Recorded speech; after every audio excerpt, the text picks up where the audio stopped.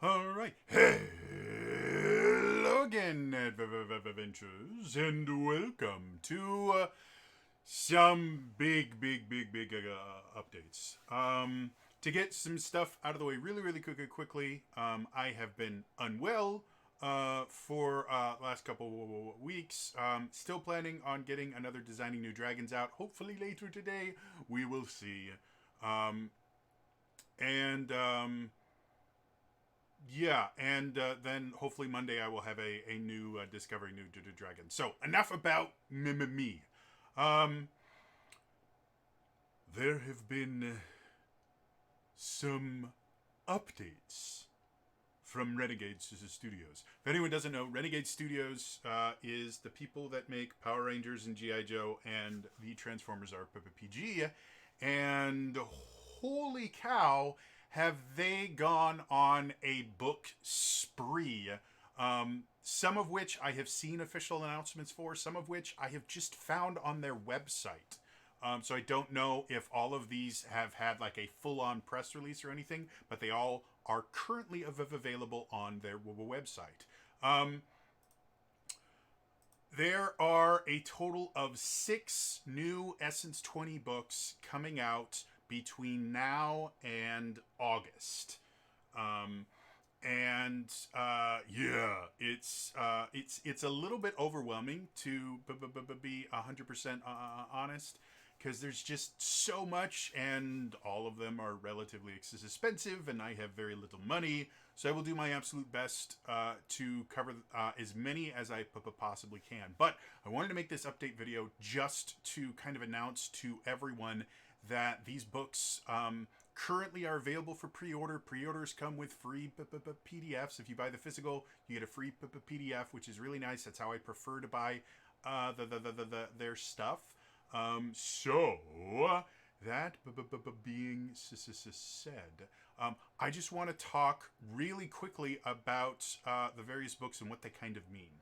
So the first book that is coming out most recently is going to be the Time Is Now adventure book for the Transformers role-playing game.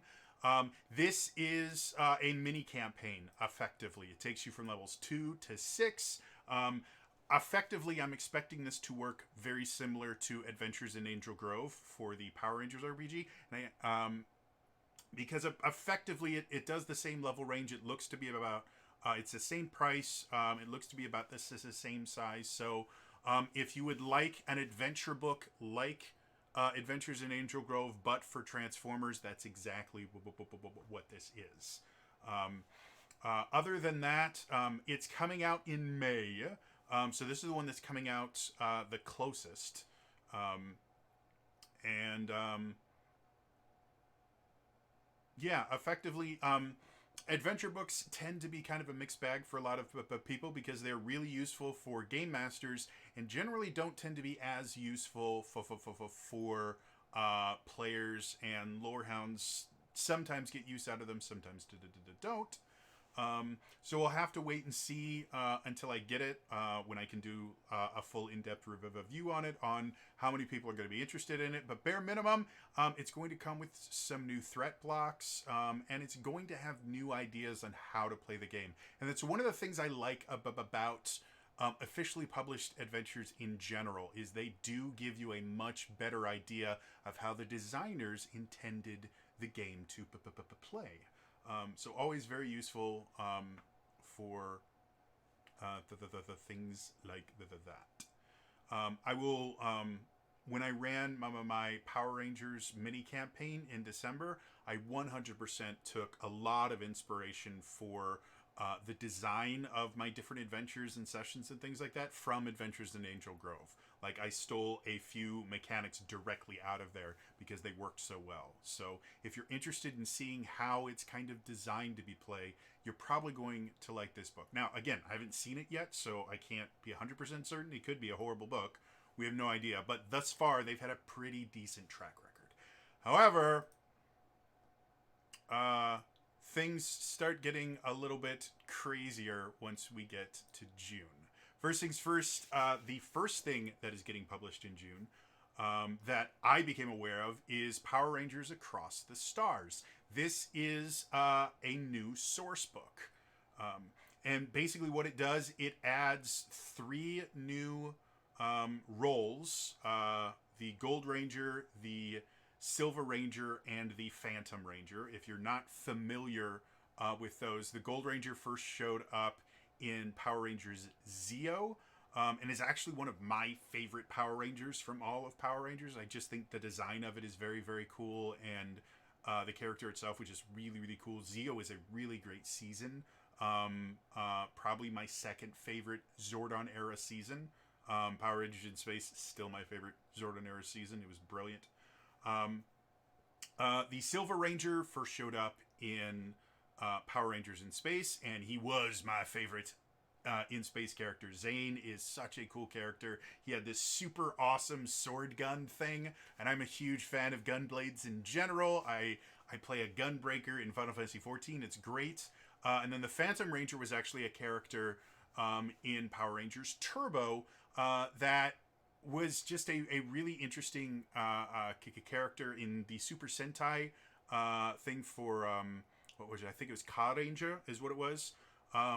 The VR Master, I think is what his name was this kind of very aloof, weird character. And when they translated it over to Power Rangers, especially since Ka Ranger was a kind of a joke series, it was almost a parody series. It was meant to be very tongue-in-cheek. They tried to turn it into a serious series for Power Rangers, and didn't work very well. But the Phantom Ranger was one of the ones that one of the aspects of it that I thought just worked really well. And it showed up a little in space, and there was a lot of speculation as to who was the Phantom Ranger and things like that. And they eventually explain where they came from in the comics. But overall, it's a very cool kind of stealth-themed Ranger. They have a cloaking device and other things like that. Like, it's a really cool Ranger. I'm interested to see how it goes. In addition to that, it does specifically mention space, so being able to kind of mimic, beyond just having like the space Zords in the original core book, you're going to be able to do a little bit more of traveling to other planets and things like that. They're going to have rules for that. They specifically mention Aquitar, Sirius, excuse me, Triforia, and they're giving 7 new origins and 6 new influences if you want to be a non-Earth Ranger. And they specifically mention Space Patrol, Delta, and Lost Galaxy.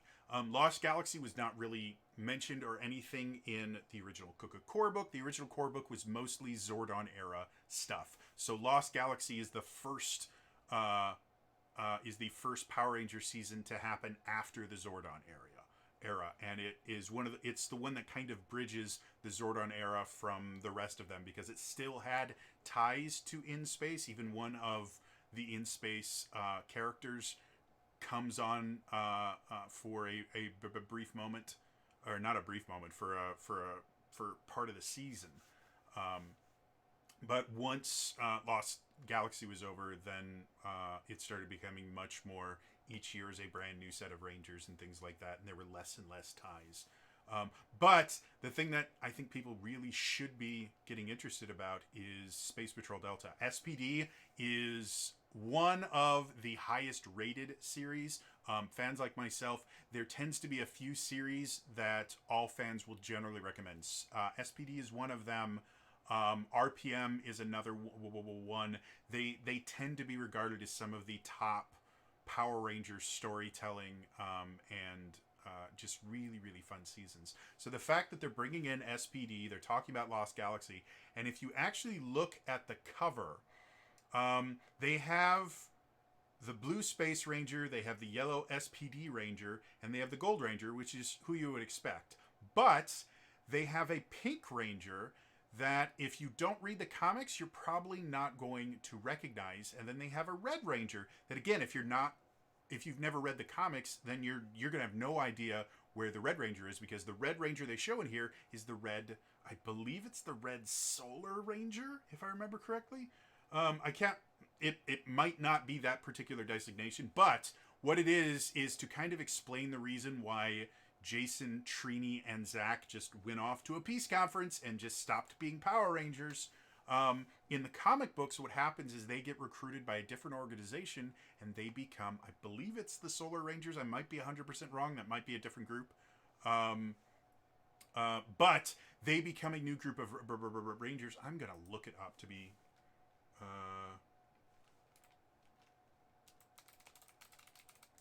I'm going to actually look up what it is because it's driving me up, and I don't think it's the Solar Rangers. I think the Solar Rangers were beyond the grid for that. Hold, please, while I look this up. Anyway, while I'm looking this up, I might as well talk about the other thing. So the Pink Ranger that a lot of people are not going to recognize looks like the Ranger Slayer. Which again, you would need to read the Shattered Grid comics to know who the Ranger Slayer is, but the helmet itself is almost identical to the Ranger Slayer's helmet, and then the outfit might be her Solar Ranger counterpart, because she eventually goes from being the Ranger Slayer to something else completely. Omega Ranger, that's what it is. It's not the Red Ranger they show on there is not the Red Solar Ranger, it's the Red Omega Ranger. So the fact that they are bringing in the Omega Rangers, which is a really, really cool thing in the comics, they're bringing in the Ranger Slayer, which might mean that they're starting to bring in stuff from Shattered Grid, which is where you get Lord Drakon, and probably one of the greatest storylines in the Power Rangers comics. I have a hardcover collection that has the entire comic series of Shattered Grid, and it's absolutely brilliant. So that really gets me excited for Across the Stars, because yeah, don't get me wrong, I like new character options and things like that. Someday I may try doing like a D&D deep dive style series focused on Essence20. I haven't quite figured out how I would do that yet, but I think it would be really interesting and fun. So yeah, new roles, always something that interests me. But the fact that they're bringing in things that they weren't, like, again, the original core rulebook was basically, hey, let's recreate the Mighty Morphin Power Rangers.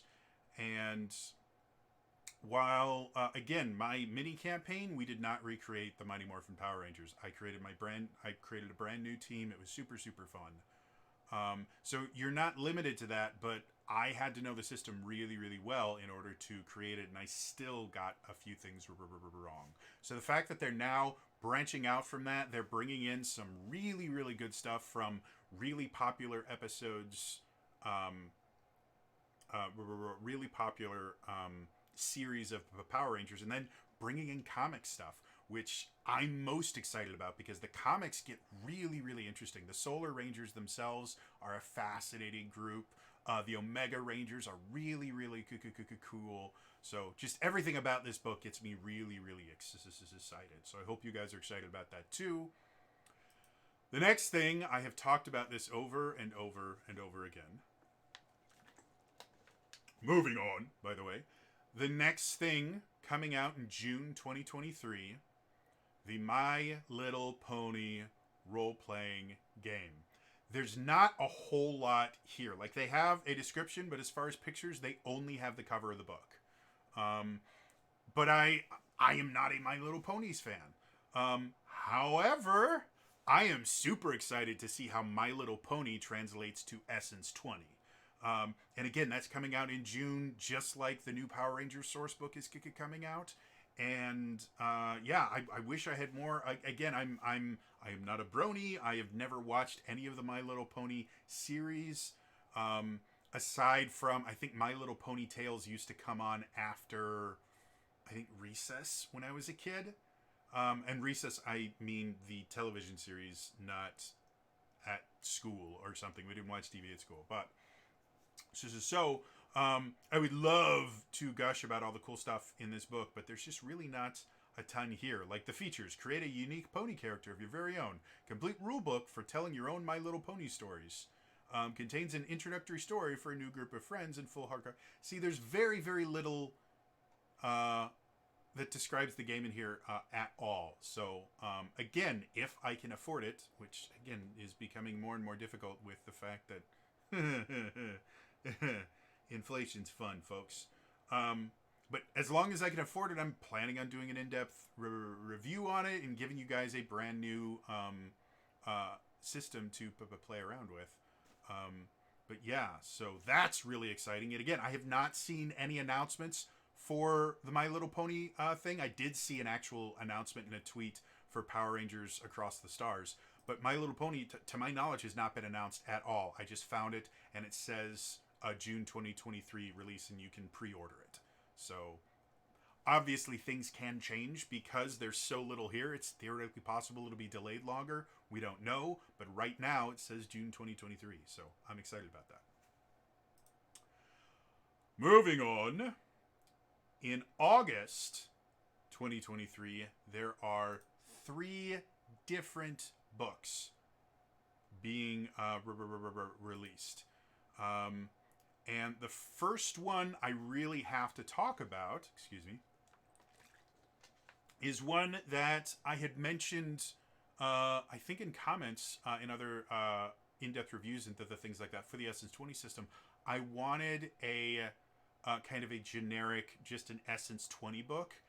And apparently they heard me, or they probably had the same idea that I had long before I did.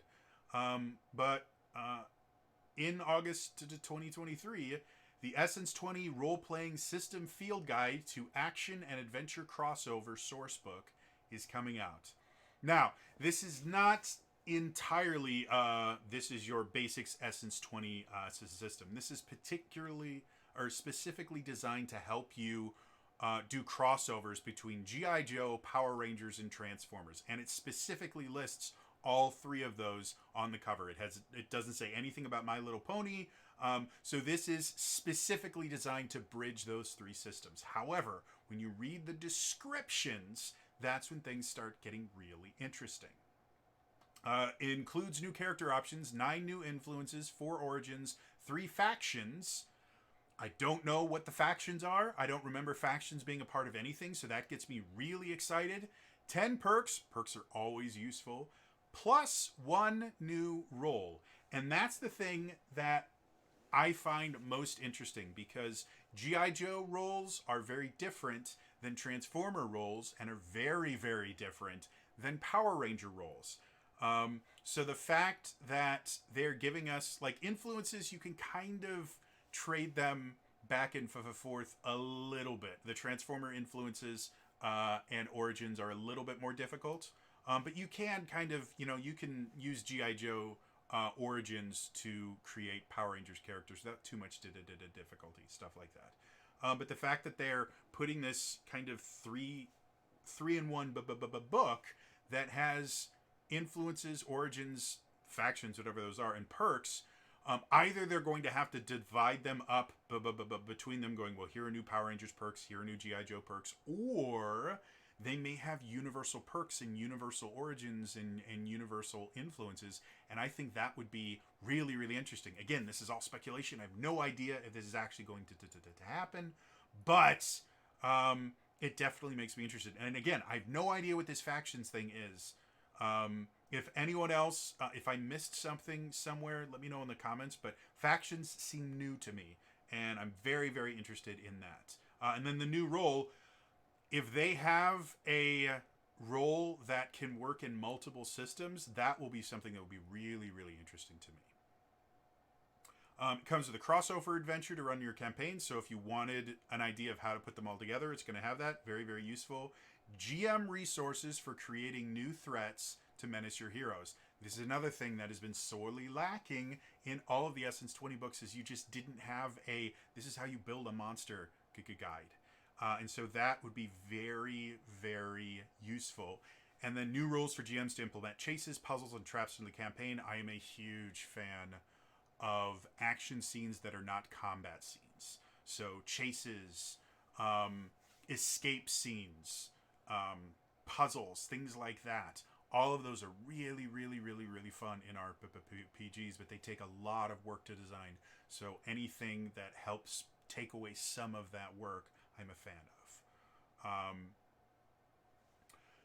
And then rules and tips for running action and adventure games in Essence20 role-playing system.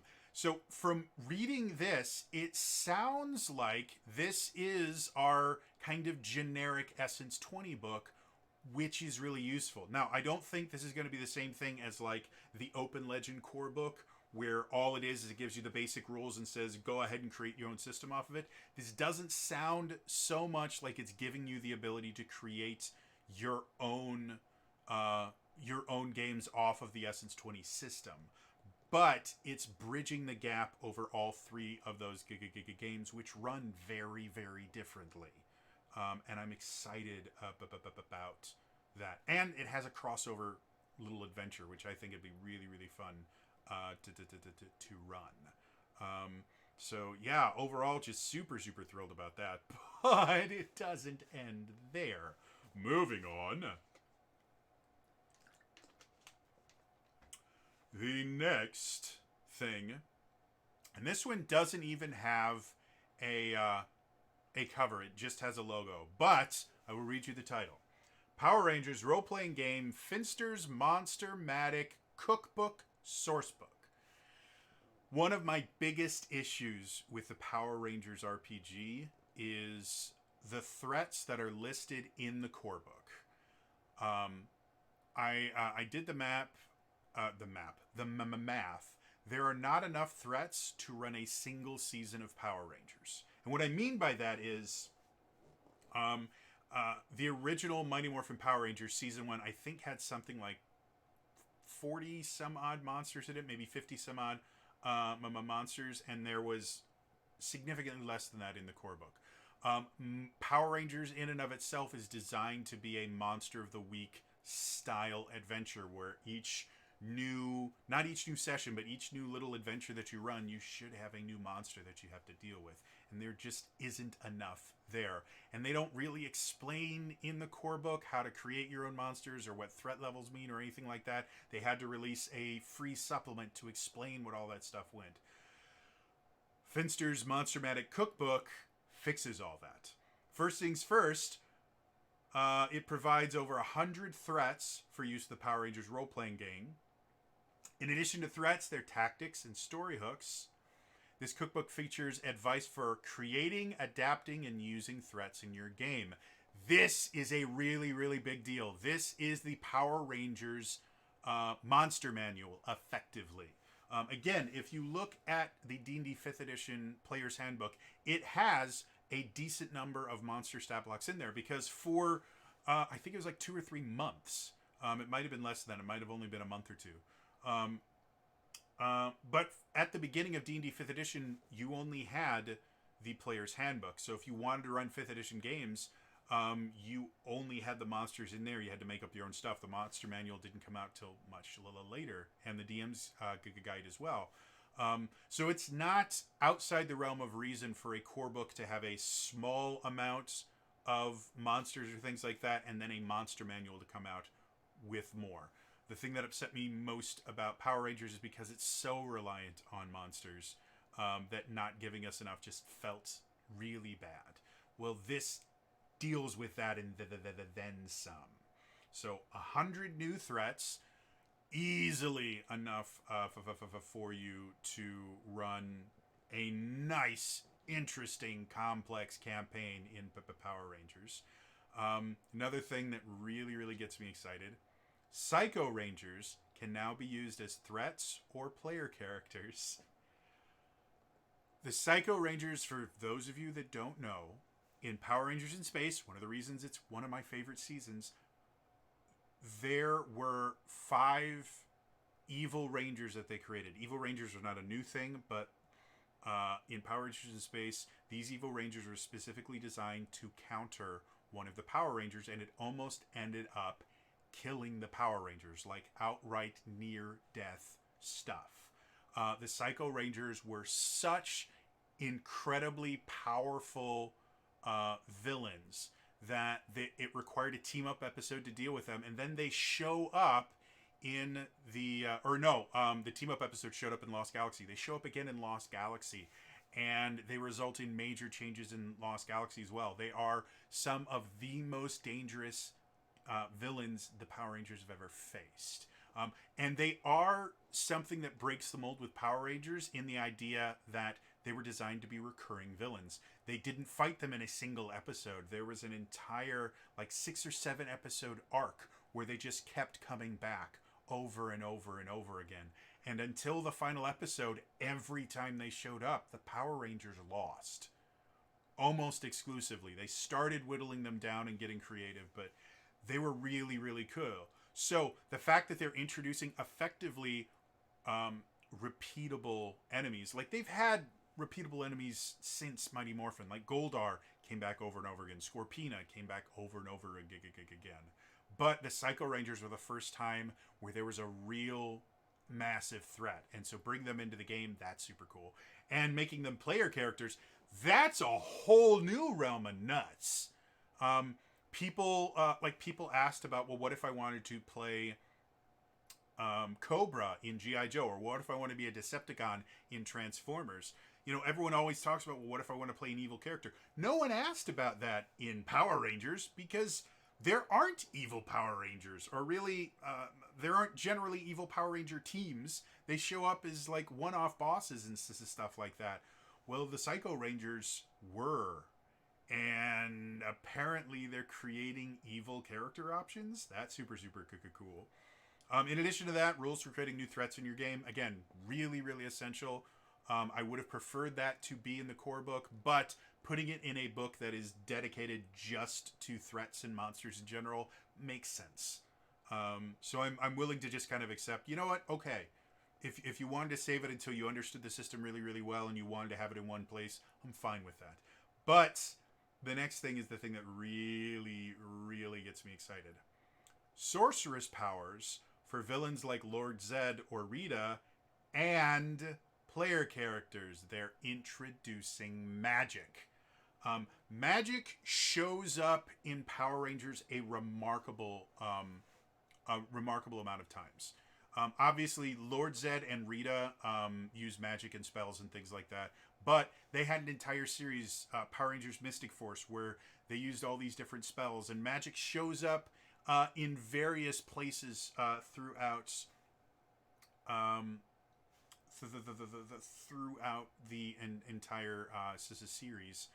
And so I really like the idea that they're adding in rules for magic, because it does have a place all the way going back to the original Power Rangers.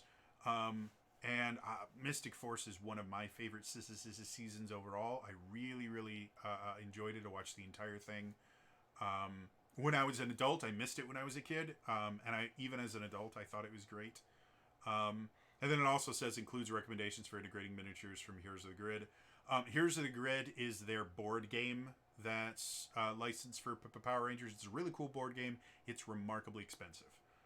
So I do not own Heroes of the Grid. I would love to. I just don't have the money for it. I think the base game is like $70 or $80. And then each expansion generally runs, I think, anywhere between like 40 and 60. So they're expensive, but it's a really great game. I've seen a lot of people play it. The reviews for it are amazing. It's one of the reasons I was so confident in Renegade making the Power Rangers RPG, because Heroes of the Grid was so good. So yeah, it references that. But overall, like, Finster's Monster-Matic Cookbook, I'm probably more excited for that than I am the new core book that's coming out for Power Rangers. So that's really, really cool. Again, it looks like there's going to be new character options in there. There's going to be a ton of new threats in there. There's going to be rules for creating your own monsters. I kind of did something like that for my mini campaign, but all I did was I reskinned another monster and changed a couple of the things, because that's what I do.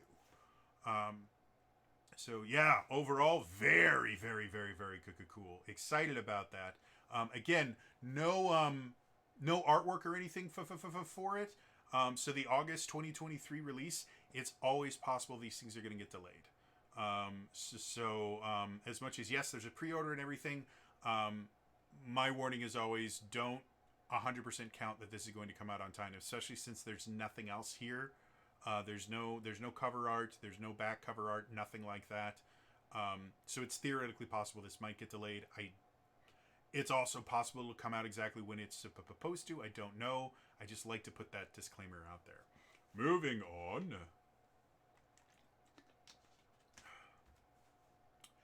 The final new book coming out in August 2023 is the G.I. Joe role-playing game Cobra Codex Sourcebook. You know how people going, well, what if I want to play as as a Cobra dude. What? How do I do that? Well, apparently they heard you because they're gonna have an entire core book about playing as Cobra. Specifically, new character options for Cobra characters and Joes. So, new influences, origin, and focuses, new equipment, mutations, and cybernetic equipment to customize your character. So, if you really want to go the crazy route that G.I. Joe gets into, new resources for game masters, way to define Cobra as an organization and how each might impact your campaign, new threats and NPCs, and Live the Cobra, an original mission for new Cobra characters. So again, people that wanted to play Cobra characters, you're getting that ability now, and that's a really really awesome thing. And yeah, I mean, there's not a whole lot more I can say about it other than, yeah, everyone that was like, well, what if I want to play Cobra? You can, and it's coming in August to 2023, hopefully. The G.I. Joe one is, again, just like Finster's Cookbook, where all it is a logo. There's no cover art or anything like that. So, again, it's theoretically possible it might be delayed, but as of right now, it seems to be there and ready. And I thought there was one other thing that I'm just going to check. No, that is as far as I can tell, that is every thing. So yeah, overall, this is massive. Again, Essence20 is getting major updates. Probably one of the more difficult things about Essence20 is just that there's not a lot of it out there. If you look at other things that I've talked about, like the Cypher system, there's just so much stuff out there that you can use to create systems. D&D, obviously, tons and tons. Pathfinder, a lot of books out there for a lot of different systems, just has so much stuff there, and Essence20 just doesn't, because it's brand spanking new. And now they seem to be putting a huge push for a lot of new content. Now, again, I have no idea the quality of this content, but everything I've seen from Renegade thus far has impressed me. They've made mistakes, and they have learned from them, which is the most important part. I say this, I've been saying this a lot recently, but success is a horrible teacher. Success will convince you that you're good at things that you're not. It will convince you that you're doing the right thing when you're doing the wrong thing. Failure, on the other hand, is a phenomenal teacher. It lets you know exactly what you did wrong. It's really, really great for that. But in order for failure to be a good teacher, you have to learn from your mistakes. And Renegade seems to be doing that.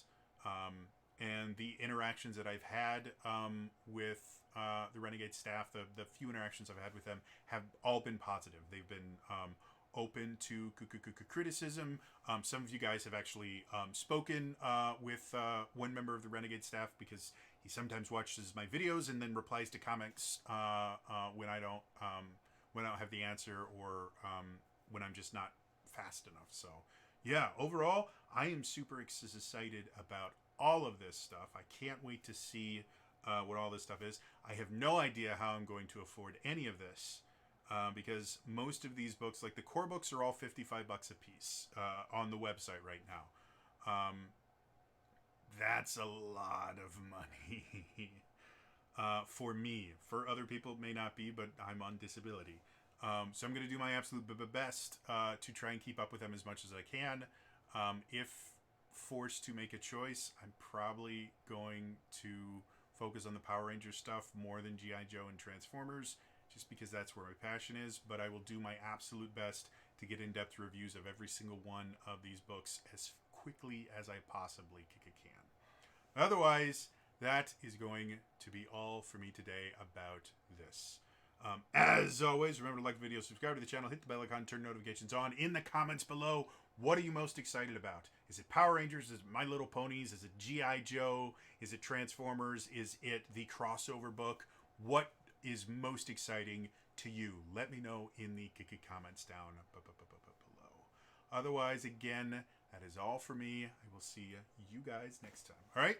Bye-bye.